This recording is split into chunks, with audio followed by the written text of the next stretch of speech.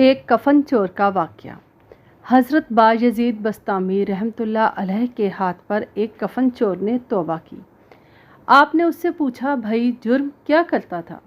اس نے بتایا کہ میری پوری زندگی میتوں کے کفن چوری کرنے میں گزری ہے۔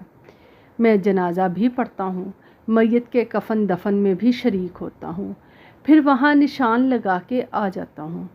دنیا جب رات کو سو جاتی ہے تو میں قبرستان میں جاتا ہوں اور سر کی طرف سے مٹی ہٹا کر اور سلیبیں ہٹا دیتا ہوں، پورا کفن اتار لیتا ہوں اور بازار میں بیچ دیتا ہوں۔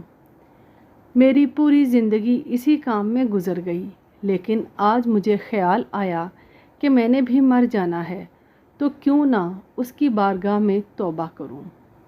حضرت بایزید رونے لگ گئے، فرمایا، پھر بھی وقت پہ آ گئے ہو، ابھی بھی لیٹ نہیں ہوئے، اب بھی وقت پہ پہنچے ہو، کیونکہ تیرے گناہ کم ہیں، اس کی رحمتیں زیادہ ہیں۔ آپ نے اسے توبہ کروائی، پھر اس سے پوچھ لیا کہ زندگی میں کتنے مسلمان میتوں کے کفن چوری کیے ہیں۔ وہ دھاڑیں مار کے رونے لگا۔ اس نے کہا، حضرت، میں اب جھوٹ نہیں بولوں گا، توبہ کر چکا ہوں۔ اللہ کی عزت کی قسم 1000 مسلمان میتوں کے کفن چوری کیے ہیں۔ تو حضرت بایزید پوچھنے لگے، مجھے ایک بات تو بتاؤ، تو نے 1000 مسلمان میتوں کے کفن چوری کیے ہیں، ان میں سے کتنی میتوں کے منہ قبلے کی طرف تھے؟